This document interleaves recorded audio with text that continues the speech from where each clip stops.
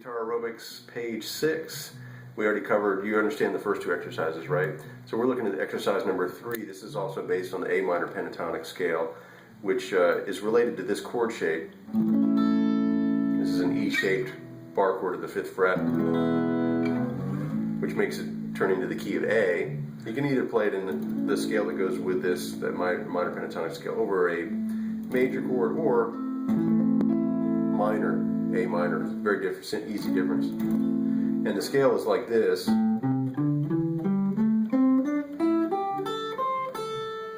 Now what they're doing in the book in example number 3 is they're incorporating the elements of the scale with a couple string bends. We're starting off with a bend on the 2nd string, 8th fret, 3rd finger leading, 2nd and 1st fingers on the same string behind it. We're bending up. It says there's an arrow, sloping arrow pointing up to a number 1 numeral. What that means is we're bending a whole step. A whole step is always 2 frets distant, so we're going from this note, but with a bend, so it sounds like this. So this is you're going to develop two things: your ear memory, good practice to play the note.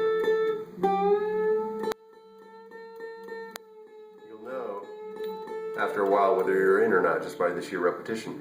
The other thing is you're developing muscle memory in terms of how far to push with your hand. Always have the thumb on top as a fulcrum to push your other fingers against. So we've got the bend, and right after that we're going to play the 5th fret on the top, which is the exact same note that we're bending to. Then we're going to walk down on the 2nd string, 8 to 5. No bending or anything, just 8 to 5. Then we're going to go to the 7th fret on the 3rd string with the 3rd finger, bring these two guys behind it to support that 3rd finger like we did here. Do another whole step bend, which is, in this case,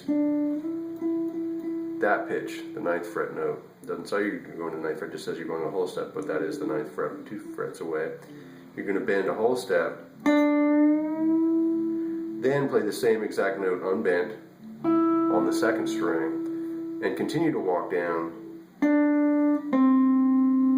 7 to 5 on the G string, and then the last note at 7 on the D string with some vibrato, and noticing also that our 2nd and 1st fingers are behind the 3rd. Even though we're not bending, it lends for more better convincing sounding vibrato.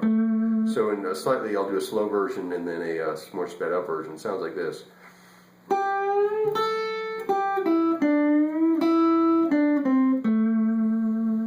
It's kind of medium fast, but anyway, faster would be like, slower would be like 3, 4.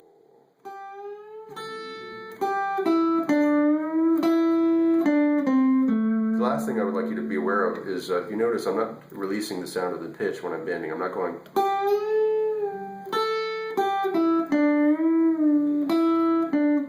What we need to do there is stop the sound of the note.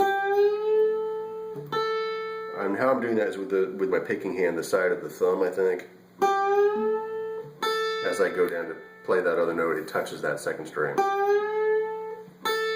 There's a brief gap, delay. Not delay, but that thumb deadens the sound, just like it does on the other one.